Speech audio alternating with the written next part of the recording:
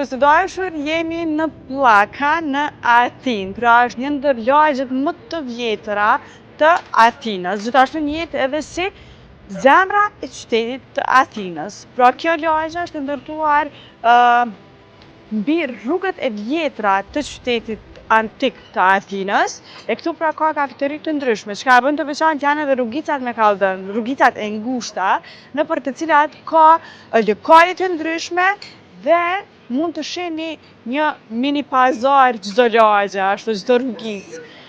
Shikues të dashur, kjo është një nga lagjet më të dashura për vendasit, gjithashtu edhe për turistët. E ne po vazhdojmë edhe me diçka tjetër.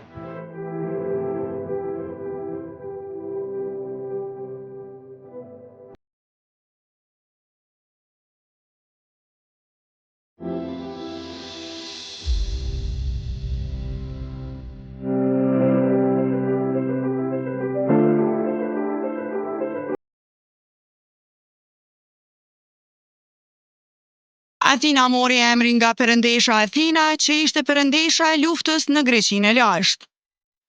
Athina sot është një qytet modern dhe i famshëm. Si në antikitet, ishte një qytet i fuqishëm dhe një qendër e madhe e kulturës. Është një qytet historik në Evropë.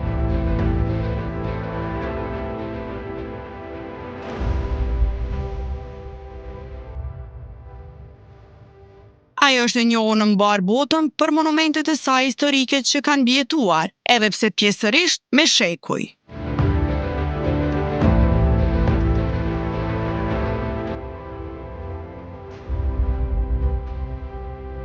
Shikues të dashur, në çdo rrugicë të Athinës mundeni të gjeni mbetje arkeologjike si kjo këtu mbrapa meje. Ky pra është edhe harku i Hadrianit dhe pas pak do të shkojmë tek monumenti më i rëndësishëm i Athinës, pra do të ngjitemi në Akropolis. Qëndroni bashkë me ne.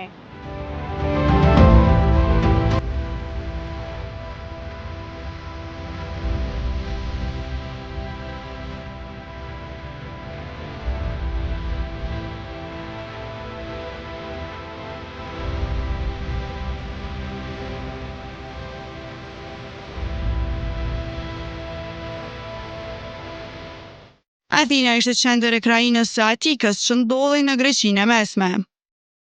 Athina është emër me origjinë pellazgo-ilire që vjen nga banorët e vjetër të qytetit që ata themeluan.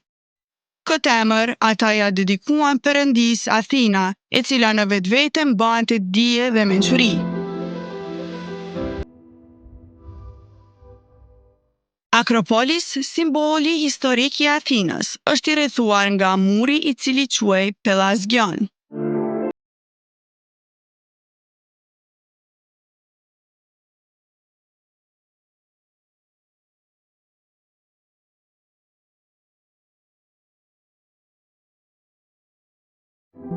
Ende nuk e gjetur arsye pse duhet të vizitosh Athinën?